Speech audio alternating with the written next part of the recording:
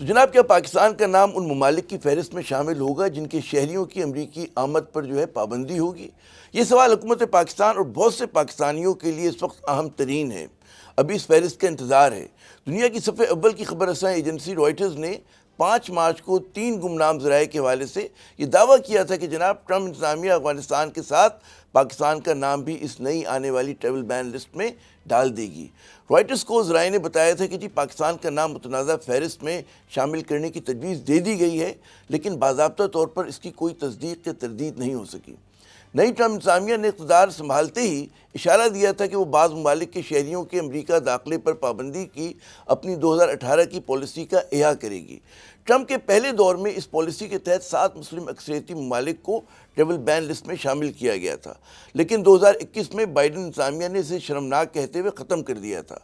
پہلی ٹریول بین لسٹ میں پاکستان اور افغانستان کا نام جو تھا وہ شامل نہیں تھا، لیکن اس مرتبہ اشارے یہی ہیں کہ افغانستان کے نام کی شمولیت اس فہرست میں یقینی ہے۔ جہاں تک پاکستان کا تعلق ہے تو پاکستانی حکومت بظاہر اس معاملے سے بے خبر نظر آ رہی ہے۔ سرکاری سطح پر واشنگٹن نے پاکستان کو ابھی تک کچھ نہیں بتایا۔ جب رائٹرز کی خبر آئی تو اس وقت پاکستانی حکومت اور میڈیا صدر ڈونلڈ ٹرمپ کے ادا کیے ہوئے شکریہ سے لطف اندوز ہو رہے تھے، جو انہوں نے اپنی کانگریس کے مشترکہ اجلاس میں امریکہ کو مطلوب ایک دہشت گرد کی گرفتاری میں پاکستان کے تعاون کے حوالے سے کیا تھا۔ میری امریکہ میں خدمات انجام دینے والے 3 پاکستانی سابقہ سفیروں سے بات ہوئی، اور تینوں کا کہنا تھا کہ پاکستان کی اس فہرست میں شمولیت وہ حیران کن ہوگی۔ تینوں ہی نے پاکستان اور امریکہ تعلقات کے تعاون کی طویل تاریخ کے پیش نظر اس امید کا اظہار کیا کہ ایسا نہیں ہوگا، کیونکہ ماضی میں پاک امریکہ تعلقات میں سرد مہری کے دور میں بھی امریکہ نے پاکستان کے شہریوں کے لیے کبھی بھی اپنے دروازے مکمل بند نہیں کیے۔ اختلافات کے باوجود پاکستان کی حکمران اشرافیہ وہ زیادہ تر مغرب یا امریکہ نواز ہی رہی ہے۔ بہت سے پڑھے لکھے اور خوشحال پاکستانیوں کے لیے امریکہ میں تعلیم حاصل کرنا، نوکری کرنا، گرین کارڈ اور پھر شہریت حاصل کرنا زندگی کا ایک دیرینہ خواب ہے۔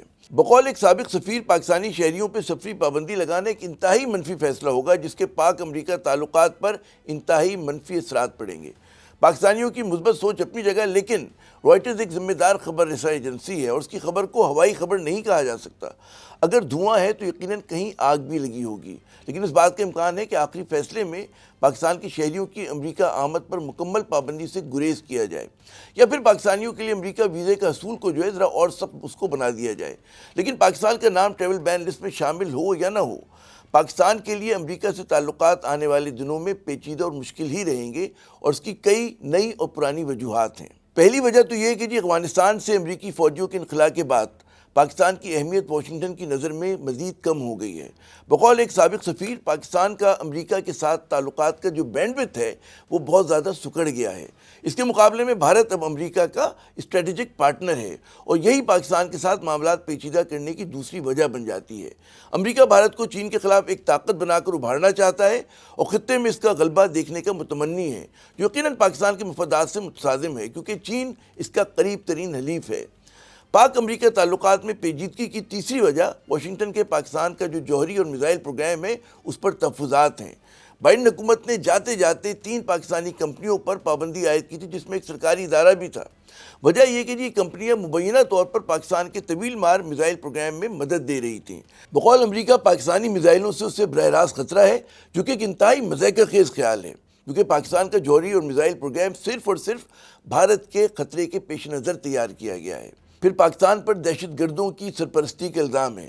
یہ وہ چوتھی وجہ ہے جہاں امریکہ اور بھارت ایک ہی بولی بولتے نظر آ رہے ہیں، گو کہ پاکستان خود دہشت گردی کا شکار ملک ہے، جس میں بھارت کی طرف سے کی جانے والی ریاستی دہشت گردی کا بہت بڑا ہاتھ ہے۔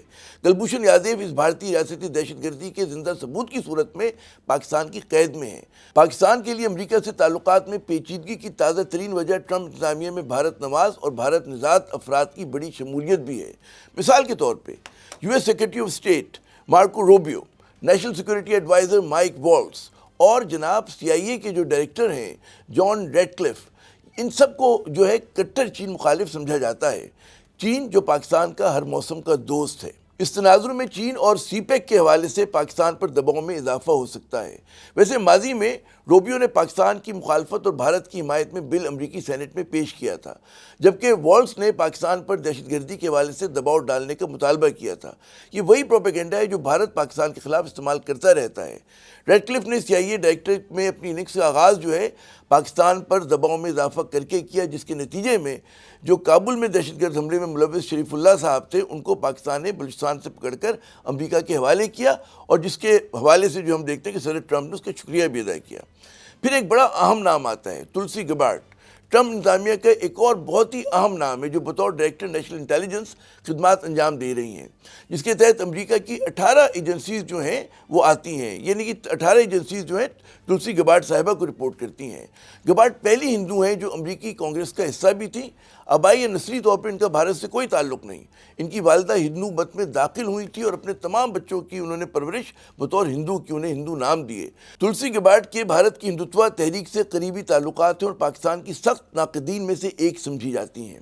دوسرے کئی جو ہیں انڈین امریکنز جو ٹرمپ انتظامیہ میں اعلیٰ عہدوں پر ہیں، ان میں کیش پٹیل صاحب بڑا معروف نام ہے، ڈائریکٹر FBI ہیں، رکی گل ہیں جو senior director for south Asia and central Asia ہیں، اور ان کے علاوہ کچھ دیسائی وائٹ ہاؤس کے ڈیپٹی پریس سیکرٹری۔ پھر ایک اور نام آتا ہے سورابھ شرما کا، پریزیڈنشل پرسنل آفس میں ہیں یہ، اور بھی کئی دیگر جو انڈین امریکنز جو ہیں ٹرمپ انتظامیہ میں اہم عہدوں پر فائز ہیں، جس کا مطلب یہ ہے کہ بھارتیوں کی جو 45 لاکھ کے قریب اقلیت ہے اس کو امریکی انتظامیہ میں بھرپور سے بھی زیادہ جو ہے نمائندگی حاصل ہے، جو پاکستان کے لیے امریکہ کے ساتھ تعلقات میں ایک تازہ ترین چیلنج بن کر ابھرا ہے۔ اور صرف یہی نہیں بلکہ صدر ٹرمپ کا جو جارحانہ اور غیر روایتی طرز سیاست ہے اور سفارتکاری ہے، اس کو از خود بین الاقوامی تعلقات میں ایک چیلنج تصور کیا جاتا ہے۔ ٹرمپ کی توجہ جب بھی جنوب ایشیا پہ ہوئی تو پاکستان کو اچانک کسی اٹھتی ہوئی باؤنسر کے لیے تیار رہنا چاہیے۔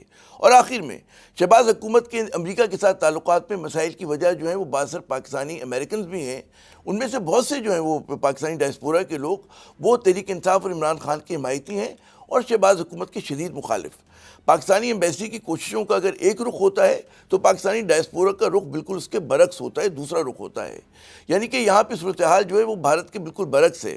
ہم دیکھتے ہیں کہ جی بھارتی اسٹیبلشمنٹ ہو، بھارتی ڈائسپورا ہو یا بھارتی حکومت، ان کی کوششوں کا رخ جو ہے ایک ہی سمت میں ہے۔ شہباز حکومت کو صرف امریکہ سے ہی نہیں بلکہ اگر بین الاقوامی تعلقات میں بہتری کے لیے، اور وہ کہتے ہیں نا کہ پاکستان کی امیج بلڈنگ کے لیے، پرسیپشن کو بہتر بنانے کے لیے اگر کام کرنا ہے تو اس کے لیے بہت ضروری ہے کہ پاکستان میں سیاسی عدم استحکام کا خاتمے کو یقینی بنایا جائے۔ ایک منقسم اور محض آرائی سے کا جو شکار پاکستان ہے وہ دنیا کے سٹیج پر کبھی بھی اپنے لیے جائز مقام نہیں بنا سکتا۔ عامر ضیاء کو اگلے ویلاگ یا انٹرویو تک کے لیے اجازت دیجیے گا۔ خدا حافظ۔